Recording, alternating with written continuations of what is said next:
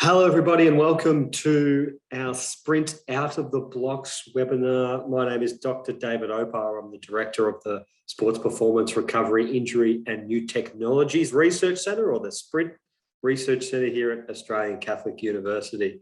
It's my pleasure today to bring you a presentation on hamstring injuries and specifically to focus on some answers to questions myself and our team here at ACU is frequently asked from practitioners and clinicians working in the field. So without any further ado, let's crack on in. So just a quick COI statement from me. I think as many people know, I'm listed as a co-inventor on a patent for a field testing device of eccentric hamstring strength, which has become known commercially as the Nord board. That patent was filed by Queensland University Technology. And as a result of revenue QUT has generated from my intellectual property, I've received distributions from QUT. I'm a minority shareholder in Vald, who commercialises the Nord board among other devices. I've received research funding from Vald, and I'm also chair of their research committee and have family members who are either Vald employees and or Vald shareholders.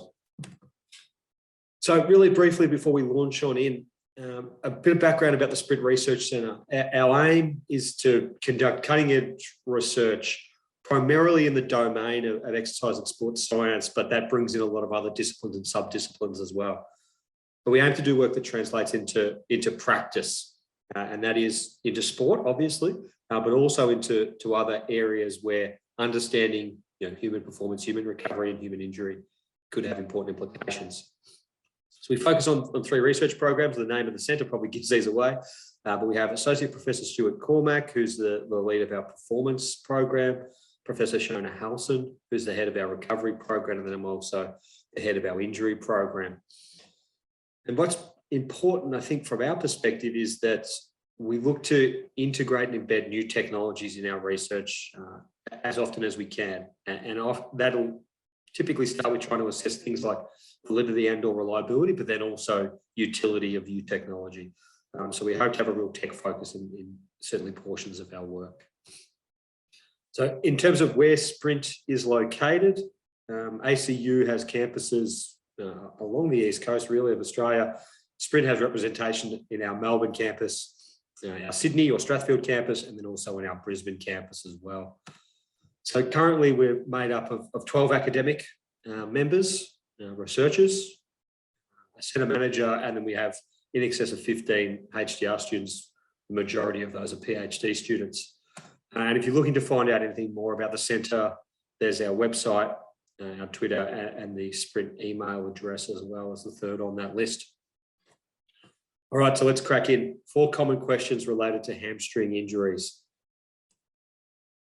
So, how strong do my athletes need to be before or to stop them from getting a hamstring injury? So we'll hopefully crack into that one first. And what is the best exercise or the best exercises to prevent hamstring injury? What should we consider high-speed running as it relates to hamstring injury? And then specifically related to rehabilitation, when should we be looking to introduce eccentric exercise into the rehabilitation process? So this is a list of 4 questions that we get asked probably more often than anything else. And the intent of today is to take you guys through the evidence that we use that guides the advice that we give. Clearly, individual circumstances, contextual factors all play a role, but I hope to give you guys at least the foundational knowledge of where we're coming from when we get asked these questions and try to provide an answer. So question 1, how strong do my athletes need to be to stop them getting a hamstring injury? Now, when we talk about strength, and at least from a hamstring perspective, we're probably thinking and focusing mostly on eccentric hamstring strength. So why conceivably is that important? Well, we know that hamstring injuries occur during running and often during high-speed running. And there's probably a number of mechanisms that deviate away from that, where there might be an accel or a decel or a rotational component to it, or some lateral trunk flexion, but it seems as a necessary component most of the time to be running fast. There's a subset of injuries where you might be overextended, with a water ski type mechanism or the like, but I think it's fairly well agreed that high-speed running is something that puts you at risk of hamstring injury. Now, from the data that we have available, both direct and indirect. It seems like terminal swing during running is likely most injurious or injurious. And that's where we know the hamstrings are contracting eccentrically to decelerate the forward moving leg. Now, we know that of the risk mitigation strategies that are out there with the available evidence, it seems that eccentric strength training, so exposing the muscle to eccentric exercise, is likely to reduce your risk of injury. And then so as a result of that, it sort of seems pragmatic, common sense, that measuring strength then may also give you an indication of risk of injury. So let's try and break our way through some of these things. So how can you assess hamstring strength? The reality is there are lots and lots and lots of different ways, and a cursory review in the literature, you probably find somewhere between 8 to 10 different approaches to measuring hamstring strength. I'm going to focus on the two that have got the most substantial evidence base, and that is obviously isokinetic dynamometry. I'm sure most people are familiar with, a big bulky chair you strap people into, and you align their knee with the fulcrum of the dynamometer, which then allows you to control movement velocity of contraction. It's one of its big strengths. And then, as I've alluded to already, there's also assessing eccentric hamstring strength during the Nordic hamstring exercise. So the assessment of strength will typically falls under two categories. It's magnitude of strength, whether that's an absolute measure, normalized to body mass or normalized in some other way, and then some degree of asymmetry. So often a between leg asymmetry, but particularly if you're looking at something like isokinetic dynamometry or sometimes handheld dynamometry, hamstring to quadricep ratio is something that's relatively common and certainly established in the literature. So the focus of today, and partly for brevity, so we've got time to get through all our 4 questions, just going to focus on the magnitude of strength data for the sake of this presentation. So let's get down to the crux of it. If we're going to think about how strong our athletes need to be to avoid hamstring injury, probably one of the first questions we need to ask is, does being stronger or weaker increase your risk, or is it associated with sustaining a hamstring strain injury? So let's have a look at the isokinetic dynamometry data first. I'm going to bring up a data from a meta-analysis from Brady Green and colleagues in BJSM in 2020. Before I do that, just say to anyone who's looking to get an update of the lay of the land as it relates to risk factors for hamstring injuries, the Green paper is the most extensive review article I think is out there that goes through the hamstring injury risk factor literature. So it's a must read if you haven't already done so. Okay, so I want to pop up this figure. A lot going on, but I'm going to point you to the main things in a moment. Essentially, this is a standardized mean difference. So lots of different studies here that you can see that have taken hamstring data or an isokinetic dynamometer and looked to see whether it's associated with risk of future hamstring injury. Because they express that data lots of different ways, it's often common, particularly with a meta-analysis, to do something that's called a standardized mean difference, basically putting them all on the same scale. Now, you can see we have negative numbers and positive numbers here. So if we have negative numbers, what that means is that individuals who went on to sustain a hamstring injury were weaker at the time of testing compared to those who stayed healthy, right? So if we assume that being weak increases your risk of hamstring injury, we'd see a lot of these black dots and their confidence limits pushed over to the left. And what you can see here is if I just highlight the studies that have looked at absolute and relative eccentric hamstring strength on the isokinetic dynamometer, what you can see is, yes, they're a little bit to the left, but you can see the 95% confidence intervals cross 0 here. So basically telling us that the injured and uninjured groups were not different in terms of their level of strength at their baseline testing. Now, if we move on to the next one, which is to have a look at the Nordboard data that's available, similar sort of graph, although because we're only looking at one measure of strength, we have all the studies that have assessed it here on the left-hand side of the figure. Same thing again, though, we're looking at a standardized mean difference here. To the left means that our injured folk, the folk who went on to get injured were weaker at baseline. So you can see the effects of all the individual studies here, but the diamond down the bottom gives you the overall effect. And what we can see here, this is a standardized mean difference of around 0.2, but the confidence intervals, again, you see cross 0. Okay, so now even if that confidence interval didn't cross 0, this standardized mean difference of 0.2 is a small effect. Okay, so at best, we have a small effect. And if we look to put that into terms in the measurements that you get from a Nordic hamstring device, basically telling us that the difference between injured and uninjured people, when we test them at the start of pre-season, those who go on to get injured tended to be 18 newtons smaller. Now, if you think about the typical error in the Nordic test, I think it's around 50 or 60 newtons. So it's clearly a measure. That difference is clearly something that's within the range of the error of the measurement.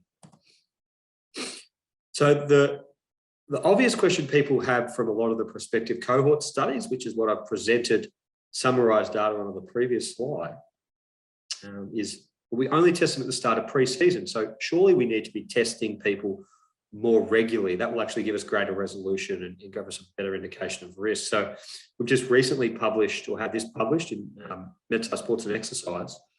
We looked at single measures of the Nordic hamstring exercise and then multiple measures in elite Australian footballers. So we had in this study, I think, over 450 athlete seasons and over 70 hamstring injuries. So one of the largest prospective cohort studies in hamstrings ever, and certainly the biggest to look at Nordic strength. So we wanted to see whether taking the single measure gave us less meaningful information and the multiple measures gave us more meaningful information in terms of risk of hamstring injury. So we looked at eccentric strength, both absolute and relative to body mass. And what we found is when we looked at the relative risk, if you were below these cut points, you were considered to be at risk. In the black, we have the relative risk for the multiple measures, and in the grey, we have the single measures. Now, basically, a 1 here on the relative risk scale is similar to the 0 that we saw on the standardized mean difference figures on the previous slide. So essentially, absolutely no difference between whether you measured once per year or 3 times per year. And irrespective of that, there was no association between Nordic strength and future hamstring strain injury risk. So how strong do my athletes need to be to stop them getting a hamstring injury? I think the reality is that a measure of hamstring strength and chasing a magic number isn't your golden ticket to substantially mitigating your risk of hamstring injury. We're going to get to this in the second question, but I think how your athletes get stronger is of far more significance. And I think based on the available evidence, interventions where you have high compliance and there's regular exposure to supramaximal eccentric exercise seems to have a fairly consistent effect in terms of mitigating the risk of hamstring injury. So I have the old Nike slogan here of just do it. So do you measure strength, or do you just make sure that your program is robust enough and your athletes are robust enough so that you can provide them an eccentric strength training stimulus, probably weekly, but we'll get into the details on that in the next section. And then I suppose the flow-on effect from that is that does strength training and eccentric exercise confer or infer its protection or its risk mitigation against hamstring strain injury, against other mechanisms? And so we often will talk to people about the fact that, yes, we look at strength, but we also look at elements of hamstring structure. And in particular, we look at measures of biceps femoris architecture. So for those who've not heard of or seen much about architecture in the past before, we can do it with two-dimensional ultrasound. There are a host of different methodologies that are an advancement probably on what I'm going to present here today. But essentially, it allows you to image superficial and intermediate aponeuroses that you see running across here, those white lines. And then the white lines you see running obliquely across the screen, you can get an indication of muscle size or muscle thickness. And then the white lines we see running across the screen obliquely are muscle fascicles, so bundles of muscle fibers running from the intermediate to the superficial aponeurosis in this case. And from where the fascicle inserts into the intermediate aponeurosis, we get an indication of that pennation angle. So basically the angle they insert into the aponeurosis. And so Ryan Timmons has done a power of work in this space, published the reliability and retrospective injury study on this back in 2016. And we had sort of a working hypothesis that shorter fascicles, which could be implied to suggest you have less sarcomeres in series. That's not a guarantee, but that's a bit of a working hypothesis. If you had shorter fascicles and less sarcomeres in series, then your risk of strain-induced injury is going to be greater. And so we conducted a study in professional Australian soccer players looking at strength and architecture. We came up with the adage of long and strong. So having high levels of strength and having long biceps femoris fascicle length, was that an important thing? And we came up with basically 4 quadrants on this graph. Weak and strong, what we thought would be the worst, and weak and short, and then strong and long in the top right, we thought would be best. When we have a look at who goes on to get injured after we take these measures in pre-season, what we see here is that the weak and short group has an overrepresentation of subsequently injured athletes. So 40% of the athletes who were considered to be weak and short at the start of pre-season went on to get injured compared to the strong and long group. That's a really, really stark difference there, and gave us an indication that being strong and being long was probably important. Now, the interesting thing is when we expand from that, we have a look at these density plots. So you can see the distribution of the injured and uninjured groups across the x-axis and then across the y-axis. What you can see here is that from a strength perspective, the groups actually look pretty similar, but we can start to see a far greater disparity in the architecture data. That gave us an indication that, well, maybe it was the biceps femoris fascicle length data that was more revealing than the strength data. So we followed that up with a larger study in Australian rules football. Again, same sort of graph. When I drop in this time the injured and uninjured folk, what you can see here is that short and weak group actually wasn't the group that had the highest incidence of injury. It was actually our short and strong group. Now, we used long and strong still as our reference group, and so we compared the other 3 quadrants in the long and strong group. And what we found, I'm going to get to those in a moment, was that there was a relative risk of 2.6, so 2.6 times greater risk of getting a hamstring injury if you were in the short and strong group compared to the long and strong group. Again, we look at those density plots, so we start to see that these strength groups are essentially identical. There's a slight leaning for the injured group to be shorter, but again, not as substantial as what we saw in the original A-League work. So to pull all of those together, what it seems from our end is that being short appears to be more of an issue than being weak. And I think there's really interesting implications here of short and strong being the at-risk group from this study. Because if all you're doing is chasing a strength value and say, well, we're just going to measure their strength, and if they're getting stronger, we assume we're doing the right thing. That isn't necessarily always going to be the case, because unless you consider how you might be influencing or adapting other features or other factors. And in this case, we're talking about architecture. So I suppose the upshot from it all is, how strong do your athletes need to be? If you're thinking of it from that perspective, that's actually far too simplistic. And so if you're looking for a number to work towards, this data will actually tell you that, we've got individuals here up around the 550 to 600 mark who are still getting injured. And that's because there's other factors that are impacting on their risk of future injury. All right, so what is the best exercises to prevent hamstring injury?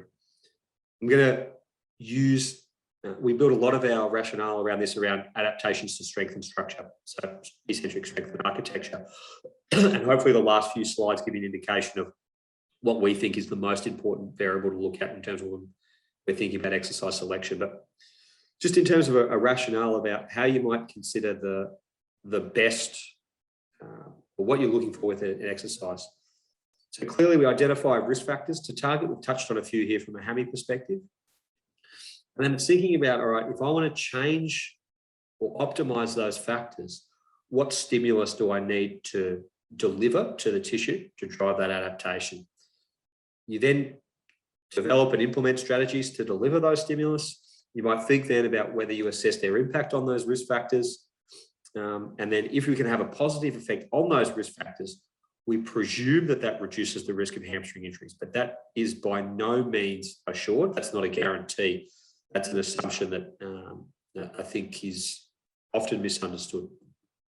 And of course, if you're not having the desired effect, you might modify the stimulus you're providing and then hopefully have to have the flow-on effects on mitigation of risk. So for me, thinking about exercise selection for hamstrings is about this. All we're looking at is how we can deliver a stimulus to the tissue, specifically to the hamstrings. I'm going to focus on mostly today, with the flow-on effect of understanding of I'm trying to target a factor, I need to understand what I need to do to manipulate it, deliver it, and then hopefully have the benefits of that delivery of the intervention. So what is the best hamstring exercise? I think of exercises, broadly speaking, there's two things to consider. There's the factors implicit to that exercise, and there's also how you program that exercise. So I think just saying, well, what's the best exercises, is a portion of the story, but you also need to understand how you go about prescribing that exercise as well. Now, I think about some of the characteristics we look at from an exercise perspective. There's things like activation profiles that I'll touch on in a moment. So a really common one is a medial to lateral hamstring ratio. Contraction mode, so are they eccentric only, are they conventional, are they concentric only? Now, what's the joint dominance, or is it multi-joint, but is it hip or knee dominant? What's the peak muscle tendon unit length at the end of range in that exercise? And then I think there's some exercise implicitly that just have higher velocity demands than others. From a programming perspective, these are hopefully really, really obvious to a lot of people who do any exercise prescription, but things around volume, intensity, frequency. If we've got exercises that could be done bilaterally or unilaterally, I think that's a programming consideration. And then I think that there are some exercises where you could aim to have intent to move quickly or move more slowly or heavier load. So I think velocity can cut across both exercise and programming. So to think pragmatically, you would have to think that, all right, well, if you can find an exercise that combines the best of all of these features, then you'll have the best hamstring exercise. I think the reality of that is that's one of the biggest mirages that's out there. There is no single best exercise for mitigating risk of hamstring injury. And as a practitioner, as a clinician, your responsibility is really to understand the pros and cons of the options that are available to you, and modify and manipulate your program accordingly. So I'm going to try and give you some underpinning evidence that guides some of our advice. It won't cover every possible permutation or combination of things, but I think it gives you a pretty good starting point. So there was, I think, a preoccupation a little while ago about a medial to lateral hamstring ratio and what that meant in terms of picking the right exercise. So broadly speaking, a medial to lateral hamstring exercise would use something like EMG on the medial hamstrings, and then another couple of electrodes over biceps femoris or biceps femoris long head. Ask people to do an exercise, and then you'd have a look at the amount of activity that you got from each. And if they both had equal levels of activity or activation, you'd find that the exercise lines somewhere on this 45-degree line. Anything to the right, people might consider to be medial dominant exercises. Anything to the left, we might consider them to be lateral or biceps fem dominant exercises. The argument or the rationale people would have is that hammies most often occur in biceps femoris long head. So we really want exercises that target biceps femoris long head more if we can. So this is a really neat study from Matty Bourne during his PhD with Tony Shield up at QUT. I mean, they canvassed a whole range of exercises. I think there's 10 here in total, and had a look at where they sit on that medial to lateral ratio. I think the other thing that is probably more important from the perspective of hamstring adaptations is understanding the magnitude of activity that you get irrespective of the ratio.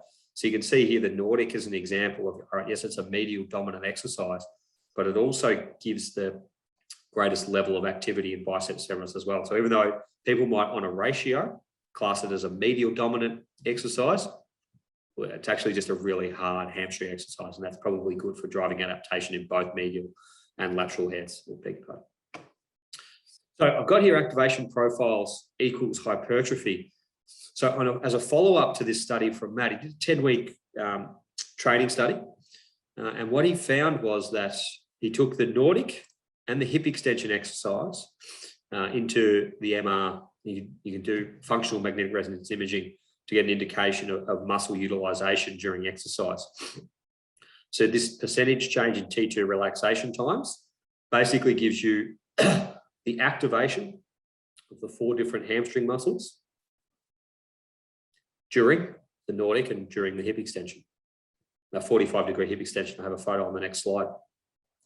On the secondary y-axis, what you can see is percentage change in muscle volume across a 10-week training block. Now, I think it's the black bars that tell us about the activation profile. So acute activation just from a single session, and then the grey bars are the hypertrophy response.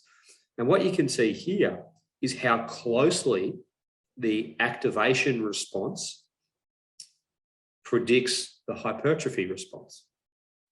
So if you've got a muscle that is more semitendinosus dominant compared to biceps fem dominant, what you can maybe assume then is that will have a greater impact on how quickly those muscles will grow.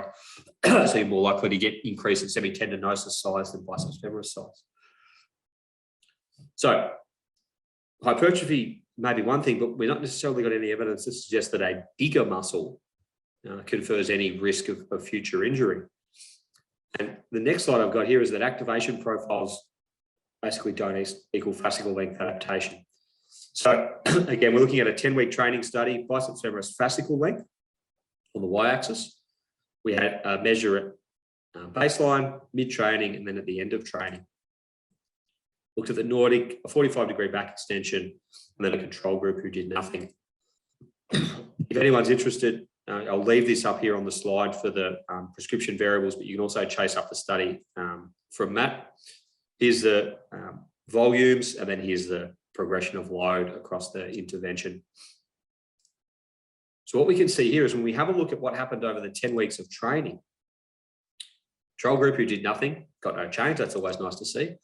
But we saw it was actually the Nordic, not a hamstring, I beg your pardon, a biceps femoris dominant exercise, actually having the greatest increase in biceps femoris fascicle length.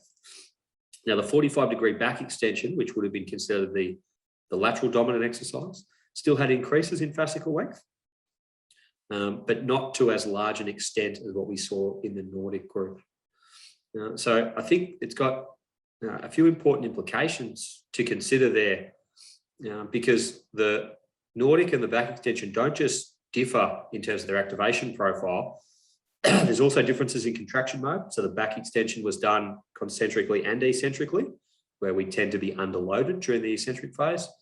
Now, one's hip dominant and one's knee dominant, and the back extension has a far greater muscle tendon unit length, peak muscle tendon unit length at the end of range compared to the Nordic.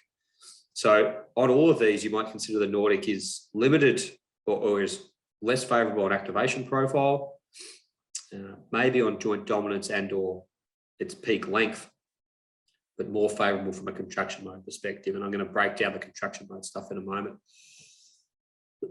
The obvious question is, what happens if we look to employ eccentric overload during hip dominant exercises? And Ryan had this study published earlier this year. I think it's probably the best study I've ever been involved in. He ran an intervention. Let me just get my mouse back on the screen here if I can. There we go. Oop.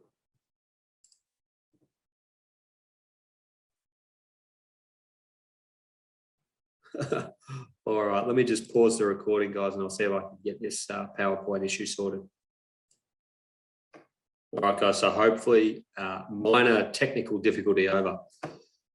So Ryan ran at this intervention, a 39-week intervention in semi-professional Australian football players.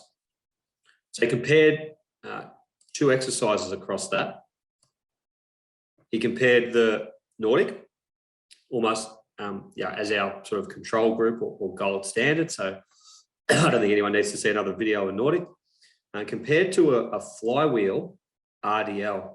So this is a K-box flywheel that basically, as you pull up during the concentric phase, the flywheel that you can see down the bottom corner there spins and creates an inertial load that actually helps to pull you down more forcefully during the eccentric phase of the movement. So let me just play that again.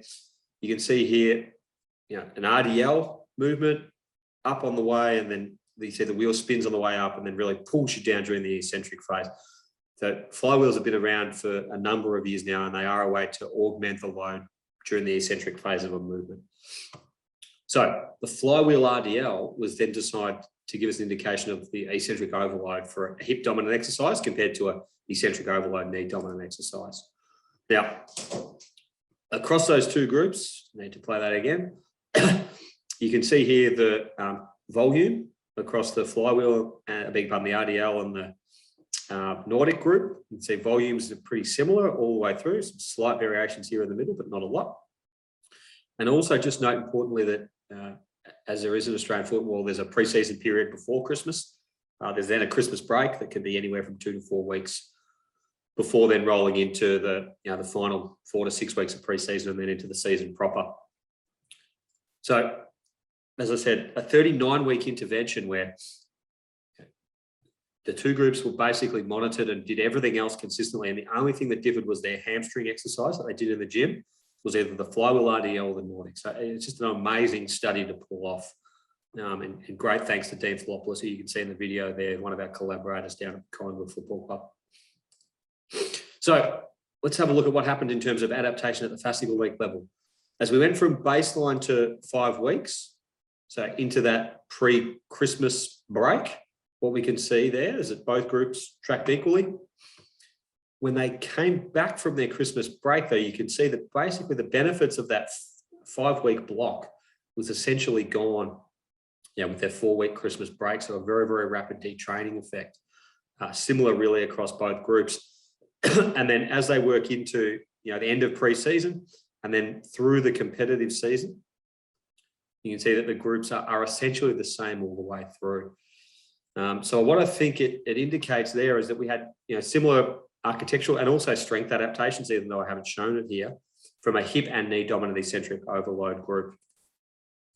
And just how potent that detraining effect was over Christmas. We've seen that in a number of studies, and I'll show you from a few other cohorts as well. But how big that detraining effect was is sort of a real eye-opener from a hammy risk mitigation perspective, because you spend all this time building them up pre-Christmas, you lose all that and they come back from Christmas, and then by the end of pre-season, you basically just got them back to where they are at that 5-week mark. So from week 5 to week 16, you're basically just clawing back where you needed to get to. So imagine the benefit of somehow being able to maintain some exposure when they're on Christmas break. And you can always prescribe things, you never know how well they're implemented or executed. So it seems that eccentric overload there is important, right? We saw how potent it is for a knee dominant exercise like the Nordic, where you don't get really long muscle tendon unit lengths, but because of the eccentric overload, it has a really potent effect. So again, this is some of Ryan's earlier work where we tried to just delineate between eccentric and concentric contractions. We matched volume and intensity. Best way to do that was to do it on an isokinetic dynamometer, so we could also control contraction velocity. We did a 6-week training intervention and a 4-week detraining period. They did 96 reps per week, so it's a really high volume. I'll talk about volume in a moment, but we smashed them basically. And this is what we saw across that 6-week period. This is the eccentric group up the top and the concentric group down the bottom. And this is their change in fascicle length from baseline. And what you can see is training concentrically shortened biceps femoris fascicles really, really quickly, within 2 weeks, but then it stayed short for a 6-week period. And then even when we removed the stimulus, okay, so when we withdrew the stimulus for 4 weeks, those shortened fascicles still remained in place. Compare that to the eccentric training group, we see almost the mirrored effect during the intervention so a 14% increase. But then as soon as we remove that stimulus after 4 weeks, again, we're pretty much back at baseline. And that mimics what we see in that semi-professional cohort from the study on the previous slide. The regularity with which you provide an eccentric strength training stimulus seems to be important. Yes, eccentric is better than concentric. I think that's a key takeaway from this study, but how important it is to keep pouring in that eccentric exposure to maintain the architectural adaptations. Spoke about that, droned on about that already. So the obvious question is, we're not going to do 97 reps per week of eccentric exercise for the hammies, so can we do less volume? So we had an honours student a few years ago who's now a PhD student, Joel Presland. We looked at essentially this question. So same sort of model, 6-week Nordic intervention, 4 weeks of detraining. We compared what we called a high versus a low. It's not perfect description. Let me show you in a moment why not. But what we did do is we delivered the Nordic hamstring exercise super maximally throughout that period. So what that meant is that anyone who was able to control their body weight all the way through range, they were then provided with additional load to hold across their chest. So we could basically get them to the point during the Nordic where they would fail at somewhere in the range, preferably towards the end of range. Now, the reason why I say we call it high versus low volume is I think there's an important thing that we didn't pick up at the time. We had a standard period between the two groups. So the first couple of weeks was actually relatively high in terms of its volume. I think they had 2 exposures of 4x6, 48 reps per week in the high and low volume group. And then the low volume group went to 1 exposure a week, 2x4. And then we kept it at 2 exposures a week for the high volume group. We just increased the volume. When we have a look at the change in fascicle length across the 6 weeks, what we see is those groups are essentially identical all the way through to the end of the intervention, roughly 20% increase. And then once we removed the stimulus, this is 2 weeks of detraining. So we saw within 2 weeks of detraining, the benefits of 6 weeks was essentially gone. They were only 2% above baseline, and no different really. And then by the end of 4 weeks, they were basically smack bang at baseline as well.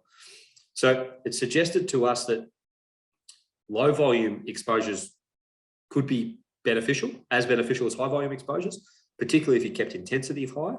That detraining period was quicker than 4 weeks potentially. It could happen as quickly as 2 weeks.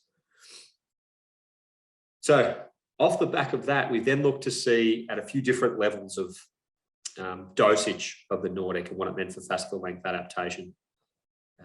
And we used an identical study design to what you saw on the previous slide with Presland. We just had a few extra groups. So we had a group now that was low volume, but without that high volume period to start off with.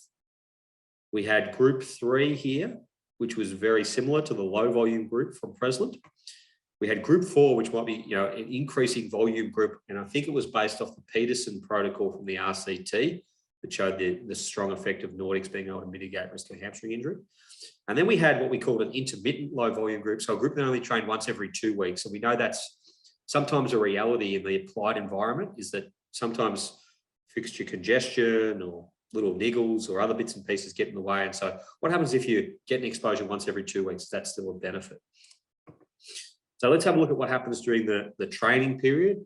This is some great work in collaboration with Fergal Beard and Rod Whiteley, Robin Vermeulen over at Aspetar. So we've got the groups 1, 2, 3, and 4 here, and each of them we've put just a biceps fem and strength quadrant together, or strength and fascicle length on the different axes here. Now in that intermittent low volume group, the white is their baseline, the black is where they got to at the end of the training period. You can see that low volume intermittent group doesn't change. When we start to do just a low volume intervention all the way through, you can see we get a little bit of a nudge up, increase in strength, and a slight shift right, but not a lot. We really start to see substantial pushing up and to the right when we get to group 3 and then group 4, which had the largest change in absolute terms. Interestingly, so it appears that if we're looking to push more to the right, something with a higher volume component appears to be more beneficial. Now, interestingly, when we have a look at the detraining effect, again, white is where they were at the end of training, black is where they finished detraining, again, a 4-week detraining period. What we see as we roll through all those groups is, it seems that, the more you gain, the more you lose. And again, after 4 weeks, we start to lose, in this case, both strength and structural adaptations. But I think the upshot from that study was that, all right, if you're only getting an exposure in once every 2 weeks, you're probably getting no positive adaptations. With a low volume approach all the way through, you probably will get some adaptations, but there does need to probably be some degree of higher volume exposure. And then maybe the low volume work is really just maintenance. So how important is intensity to driving some of these adaptations? Again, similar study to what we used in that original high versus low volume study. We used a low volume prescription per the present study again, but this time we looked at Nordics just with body weight and weighted Nordics. So basically when people were able to control their body weight all the way down to the ground, we started to add 2.5 kilos, 5 kilos, 7.5 kilos, 10 kilos to make sure that the exercise was super maximal all the way through. So that's with the weighted Nordics. The Nordics were just body weight all the way through. So across the period of 6 weeks, the intensity of the exercise started to get less and less. I'll touch on this in a moment. We did also look at a weighted razor curl as well. So if you have a look at the fascicle length adaptations here across the training period, we see the most substantial increases across the Nordic weighted group compared to the body weight Nordic group. So it seemed that super maximal intensity was an important component when we were training with low volumes. You can see, though, that as we go from the end of the intervention to the 4-week detraining, again, the benefits just fall straight through the floor. And again, with the smaller increases we saw with the body weight Nordics, again, we get a detraining effect that actually leaves us probably almost worse than baseline. Just out of interest for this study, it's sort of beyond the intensity component, but with the razor hamstring exercise, which for anyone who hasn't seen it, you basically come into a kneeling position, you then flex at the hip and then basically drag your nose along the ground. So it's got simultaneous hip and knee extension. What we found was that exercise, because it's quasi-isometric, basically had no effect on fascicle length across training and detraining. So the question we sort of rolled around is, well, is low volume exposure only effective if intensity is high? Noting that the biggest adaptations in this study here from Chris Pollard was done in the first 2 weeks, which is when we have that high volume period anyway. So if you compare when these two groups, that 2-week period where we had higher volume, it was the combination of the high volume and the intensity that probably played the role. And then we were able to maintain a low volume there. And then the thing that we often chat about with practitioners is that there's got to be some nuanced approach here, because you can't necessarily be smashing people with super maximal exercise all the way through the year, but there might be opportunities to undulate volume and or intensity. So you might be able to get a bump up, maintain, and then maybe get another bump up again. And I've mentioned there the quasi-isometric nature of the razor curl. So I think this probably is a slide that reverts back to that quadrant of doom where I showed our most recent data suggests that there was highest risk in Australian rules footballer of hamstring injury when you were strong and short. And so I think the takeaway is that don't assume that strength or adaptations in strength leads to the same adaptations in structure. So across the bottom here, I've got a whole host of studies. Don't worry about the details. I'll talk you through the relevant characteristics of each. But they're basically going to be a red line and a green line that shows the changes from baseline in fascicle length in red and eccentric strength in green. When we compare an end of an intervention, I think these are all 6-week interventions. Yeah, I think so. They're all 6-week interventions. So at the end of 6 weeks, the adaptation changed from baseline, and then what happens after a 4-week detraining period. So if you have a look here, we can see that with all these strength training interventions, strength increases. The left-hand edge of that line shows you what happens at the end of 6 weeks. And after detraining, yes, there's a slight slope downwards, but basically after 4 weeks, we've still got some benefit. We're still above baseline. When we overlay the architectural adaptations, though, what we see is that there can be very disparate responses, either in the changes that we see, strength adaptations versus architectural adaptations, or the effect that we see of the detraining. And you can see how quickly the structural characteristics detrain compared to what we see from the strength data. So to try and put together the characteristics of what we see from these interventions, it's concentric exercise at long muscle length, maximal and high volume. We put the concentric in red there to suggest that's probably a negative from an architectural perspective or a hamstring injury perspective. These are the other factors here that I think, the high volume is probably, a good and a moderately good thing. So I've got it as sort of a green and yellow. You can see here, eccentric, long lengths, maximal, high volume. You get really good adaptation, and obviously you lose it with training. Again, eccentric, supramaximal at moderate length. This is the Nordic. This is a high volume approach. And you can see, we get similar sort of responses to the low volume approach. We have isometric exercise at moderate length, near maximal and again, low volume. You can see that doesn't really give us the adaptations we're wanting. And the only difference from here to here is the contraction mode differences. And you can see, and maybe the level of intensity, but you can see those combination of those two factors has a big impact on our adaptation. And then if we look at eccentric exercise that's submaximal, in this case, it's the body weight Nordics, you can see that doesn't necessarily have a great effect. So to try and sum up some of that stuff around exercise selection considerations for hamstring injury risk, and just to give the caveat that we're deriving a lot of that advice from indirect observations and what it might mean in terms of inferring risk. So we're looking at strength and architectural adaptations from lots of different stimuli, and we're assuming that there'll be some flow-on effect to risk, but that's by no means a given. So we have a look at eccentric overload strength training. It's here twice because the next column will tell you why. Strength training at long muscle length. So things like a 45-degree back extension or an RDL. And then I've got here isometric strength training. So delivery, knee dominant or hip dominant for eccentric overload. So we've looked at the Nordic versus the flywheel RDL. Strength at long muscle length. So any of your conventional hip dominant exercises like a 45-degree back extension or an RDL. And then isometric strength training here. I've got hip dominant, that the example that we've looked at today is the razor hamstring curl. So these are the frequencies that you might be looking at. I don't think you want to go any less than once per week, but if you can go once to twice per week, maybe in pre-season, I think that's a benefit for your eccentric overload and your conventional lifts. And then your isometric strength training, I'm a bit on the fence in terms of its value. Volumes, I think we're talking about being high to low or moderate to low in terms of the volume. That's, you get the adaptation from the higher volume periods. And then I think these are the barriers that are either real or imagined. But with eccentric exercise, there's always the concern about soreness and program and fixture congestion. Hip dominant stuff, there's low back issues.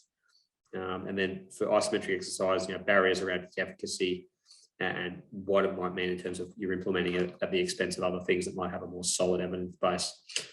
I think in terms of the soreness, the barrier around soreness, the reality is that if you can engender a tolerance to eccentric exercise early in pre-season, that bodes well for you being able to implement it across the rest of pre-season and the in-season period. So that's something that requires buy-in from players, coaching staff, and across the organisation early days during pre-season to get people sore, because that's going to bode well for being able to get them robust and resilient for the remainder of the year.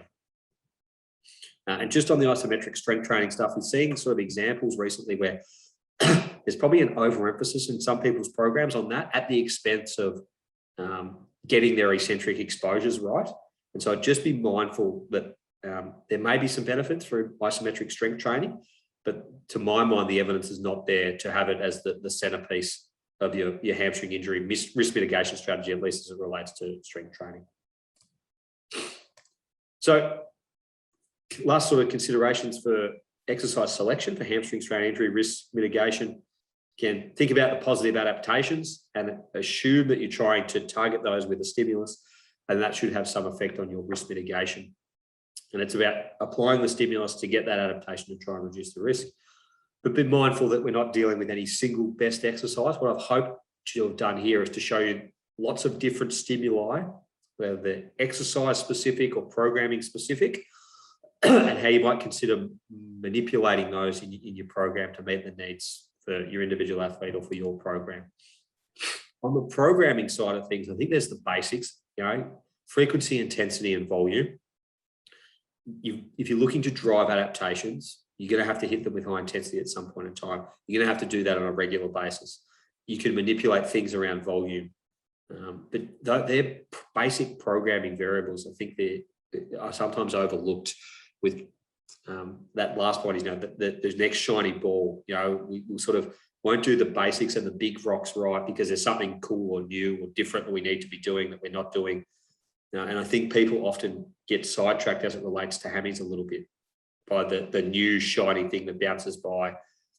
I think getting the foundational stuff right is going to hold you in good stead the vast majority of the time. All right, question 3. Hopefully I haven't put you guys to sleep yet. What is considered high-speed running? So when it comes to running, how fast is fast enough? I always go back to this paper from Brian Heiderscheid's lab over at University of Wisconsin. It's a Chumanov paper from 2007, and I thank Peter Blanche for the reminder of this paper now some years ago. I remember reading it in my PhD and sort of was in the recesses of my mind for a while. This is a biomechanical modeling study. Basically what they did is they got people to run on an instrumented treadmill at 80, 85, 90, 95, and 100% of their maximal speed. So obviously at 100% max velocity and increments on the way there. Now, they looked at biceps femoris during the swing phase of running, and particularly during terminal swing, where we know the eccentric demands are at their greatest. Now, what they did is they looked at muscle tendon unit length, muscle force, and muscle tendon unit work across all of those speeds. Now, you'll note that at 100%, there's no error bars on any of those graphs. So basically what's happened is they've normalized all of their data to what was happening at maximum sprinting speed. Okay. Now, if we have a look at then across those different running velocities, muscle tendon unit length of biceps fem didn't really change from 80% up to 100%. So the lengthening demands the hamstrings are placed on from 80 to 100% are no different. When we look at the force that is produced, you can see that there's a relatively linear relationship, so that as running speed increases, the amount of force the hamstring needs to produce increases. And that sort of makes sense, right? We know we're running faster, so the hammies are going to have to produce more force, particularly during terminal swing, to decelerate. The most incredible of these findings, though, I think, is the amount of negative work that is done by biceps femoris during terminal swing. I wasn't able to draw a great sort of exponential curve here in PowerPoint, but this blue line shows you that there's basically an exponential increase as we get from 80 to 85, 90, 95 up to 100. And to maybe highlight that better, at 80% of running speed, the negative work or the eccentric work the hamstrings are required to do is short of 60%. So if you think that 100% at maximal sprint speed, and you asking somebody to run at 80% of that, you're actually stressing the hamstrings, if I can use that term, less than 60% of the maximum they'll be asked to do at sprinting. And look at 85, we're probably somewhere between 65 and 70. When we're running people at 95%, we're still not asking it to do 80% of the work as you would do maximally. Even at 95%, the negative work the hamstrings do is maybe 82, 83% there. And then as you go from 95 to 100, there's a huge increase in how hard the hammies are having to work eccentrically. So I think the upshot of that is how important it is to expose people to maximal velocity running. The stimulus that you get from running as fast as you can in terms of how hard the hamstrings have to work eccentrically is a huge jump, from 80, 85, 90, 95 up to 100. Now, consider that some people consider high-speed running cutoffs as 70, 75, 80% of max. That doesn't even make it onto this graph here. So from a hammy perspective, max exposures based on the mechanical data would appear key. Now, if we look then at what that means in terms of risk of injury, we don't have any great data in terms of what that means in terms of risk of hamstring injury, but we do have this data from Shane Malone. It's a great paper in 2018 in JSAMS. This figure actually doesn't appear in the paper, but it's in a tweet that Shane posted out when the paper came out, and I've pinched it from his Twitter feed. This is in Gaelic athletes, and they've looked at lower extremity soft tissue injuries. And what they've looked at is the number of weekly exposures to maximal velocity running. You can see 0 all the way across to 15, and then the likelihood of subsequent lower limb soft tissue injury. And they found this really neat U-shaped relationship. So not exposing someone to high-speed running all that much, or exposing them to too much, probably puts them at risk of injury. But being in this sweet spot, and we've used this data to suggest that people are somewhere between maybe 4 to 10 exposures per week of max velocity running might be an area that you're trying to get into. Now, as I said in this point here, it's probably a small leap of faith to extrapolate this to hammy data, but we know if we're talking lower extremity soft tissue injuries, there's going to be a good portion or proportion of those that are going to be hamstring injuries.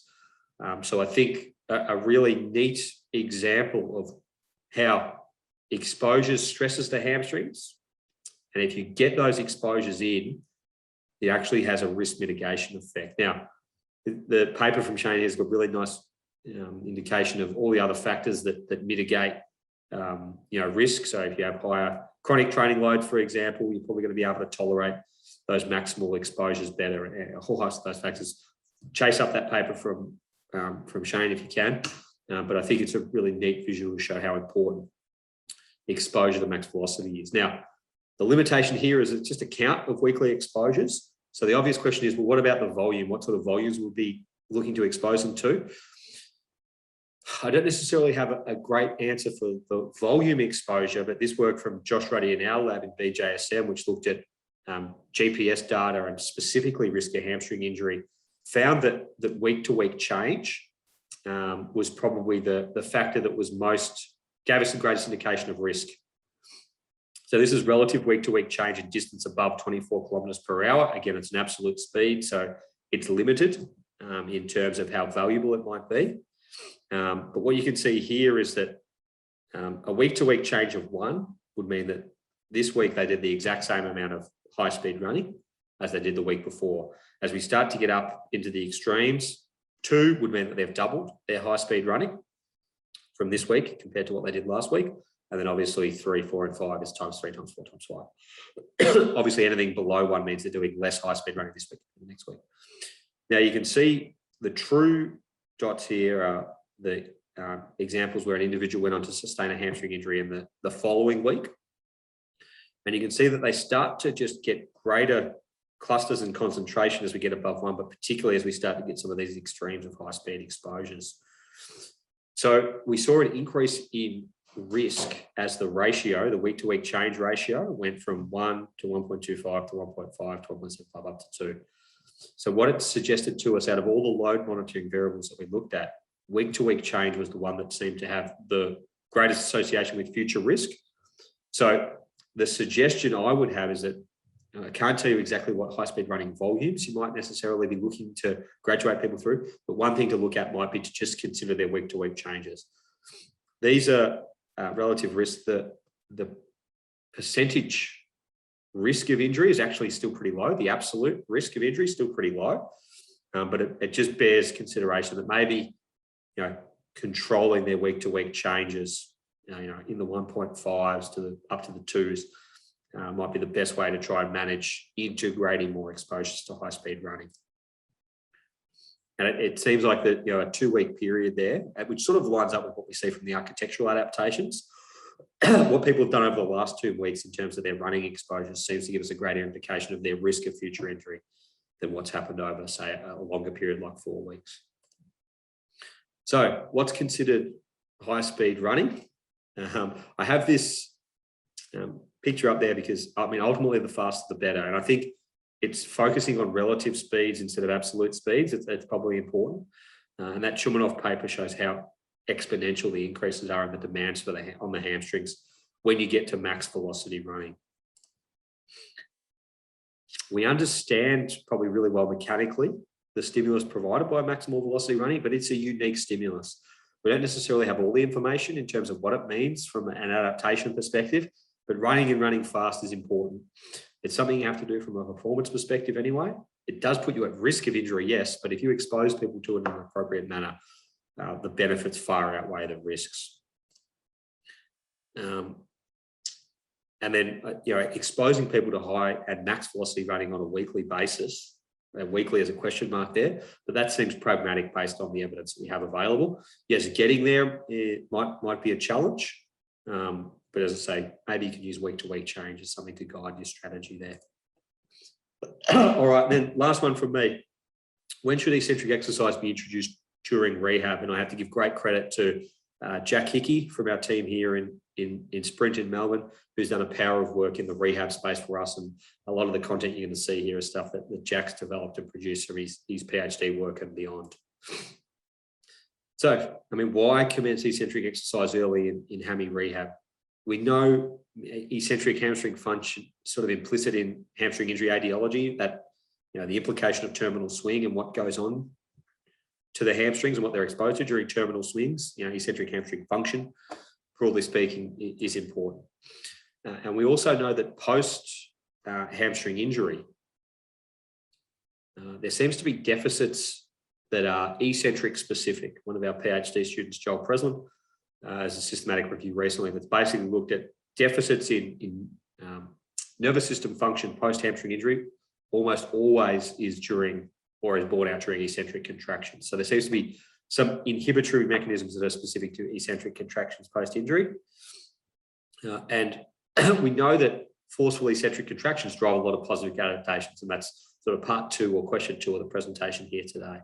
We know that in healthy hamstrings, and we sort of assume that exposing injured hamstrings to eccentric exercise is going to have somewhat similar effects.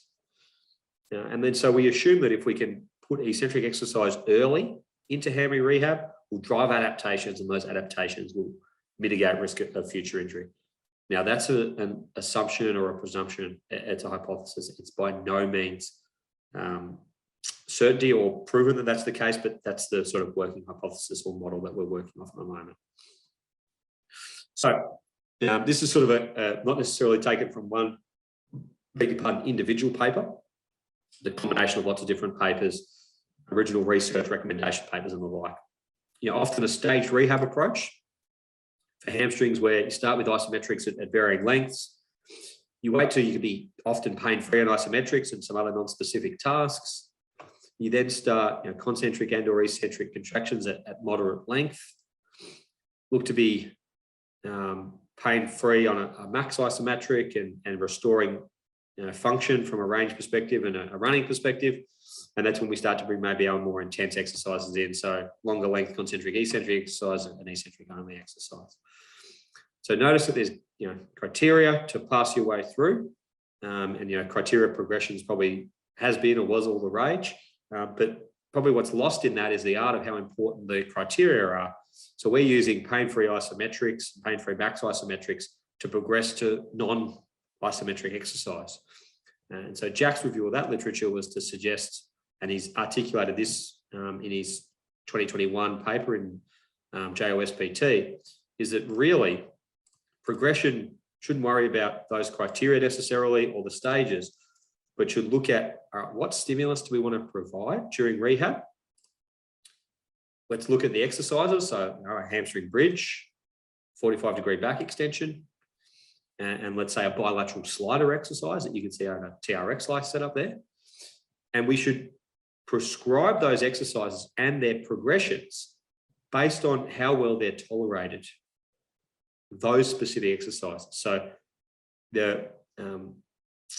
let's use the bilateral slider as an example. It's an eccentric only knee dominant exercise. So that's probably the exercise that we use to progress and see how well people tolerate more advanced high intensity eccentric exercise. So, we could use the bilateral bridge to then progress to a unilateral variation. Again, we've got moderate length sort of concentric eccentric here. The 45-degree back extension bilaterally, it's at long length concentric and eccentric, but we could progress to a unilateral variation. And then for the slider, we could use that and how people tolerate it to go through a unilateral variation, but then also as a progression to a Nordic hamstring exercise.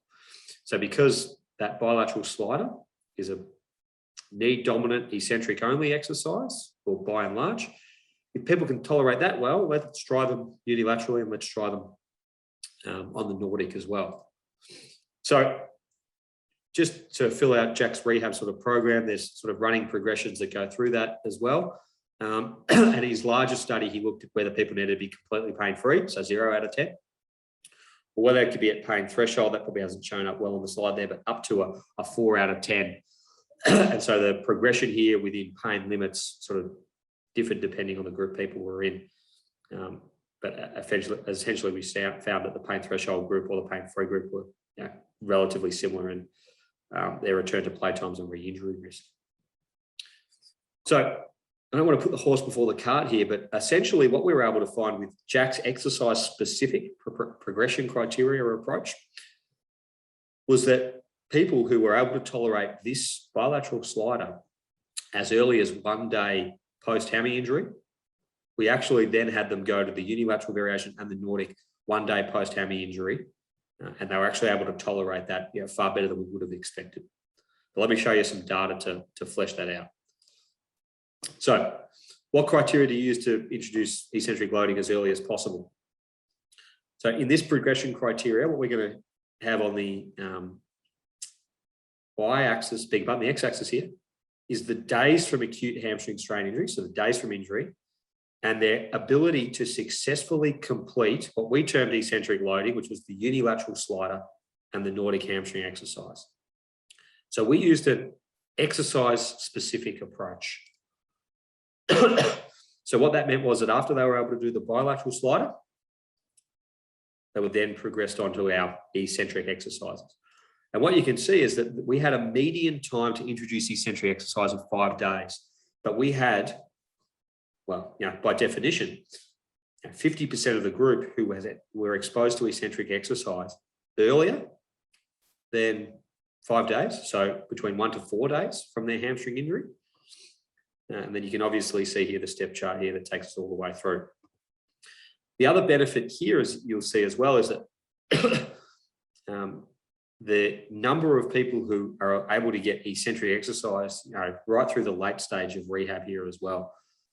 People are getting eccentric exercise pretty much consistently from 14 days post, but obviously for a lot of them much earlier. When we looked at what might be the classical approach, which is say pain-free on an isometric test, you're going to see that in the yellow here. If we had waited till people were pain-free during isometric contraction, it would have been a median of 11 days post-hamstring injury when we then started to weave in isometric exercise. Now, if we waited for pain-free isometric contractions and waited for them to be symmetrical in terms of their strength, so within 10%, you could see that eccentric exercise would have been delayed even longer. So the obvious follow-up question is, all right, well, you did that and you were able to get it in, but how well was it tolerated? So, again, let me just bring my mouse over. So we're going to have a look at the proportion of participants who were reporting pain or no pain during the eccentric bilateral slider. So this guy over here, the eccentric unilateral slider, the Nordic hamstring exercise, and then in a minute we'll show the isometrics. But this is at the time when they were first exposed to eccentric exercise. You can see that actually the majority of participants really early on are reporting no pain during eccentric contractions, which to me was incredibly surprising. When we looked at that same time point, what they reported on their isometric contractions, the vast majority was still reporting pain isometrically. Now, I don't have an explanation yet as to why there's this disparity in terms of the reporting of pain during isometric versus eccentric contractions. And if I was asked to hypothesize which way that relationship would have gone, I would have assumed more people would report pain eccentrically than isometrically. But that's not what our data showed us.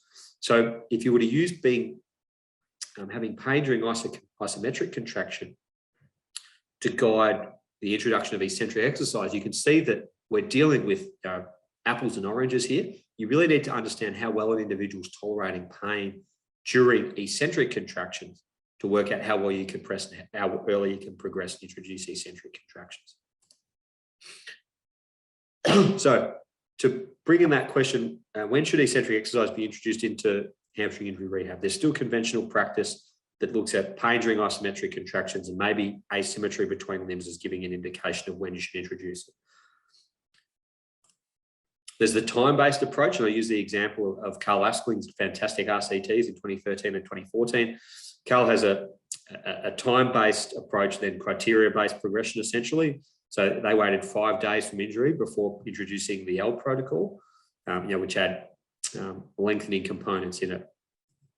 And then our work suggests that in comparison to both of those, there's probably a fair portion of individuals who could tolerate eccentric exercise being introduced into rehab far earlier than that. And our recommendation would be to introduce eccentric exercise as early as it can be tolerated.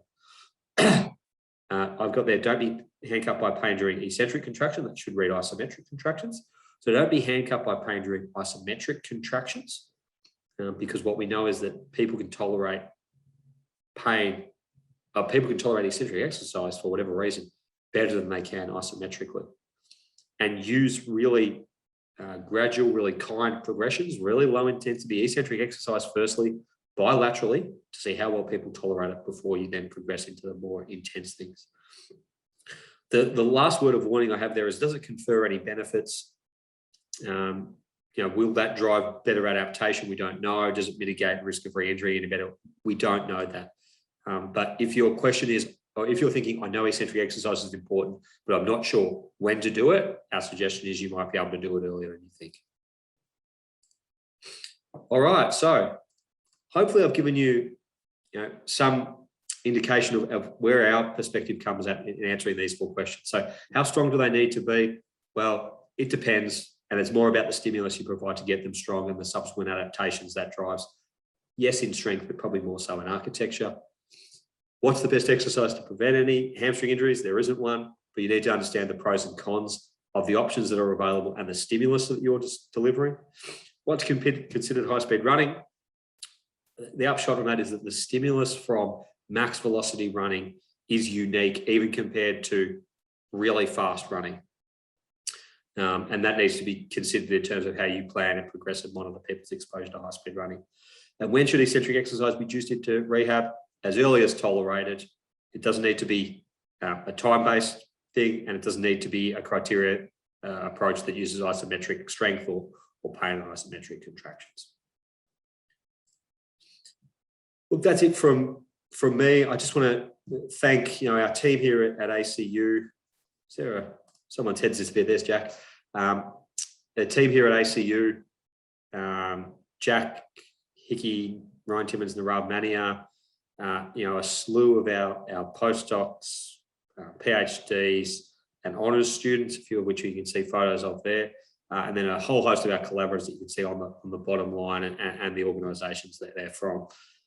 So thanks very much. Hopefully this has been informative, and we can take it from there.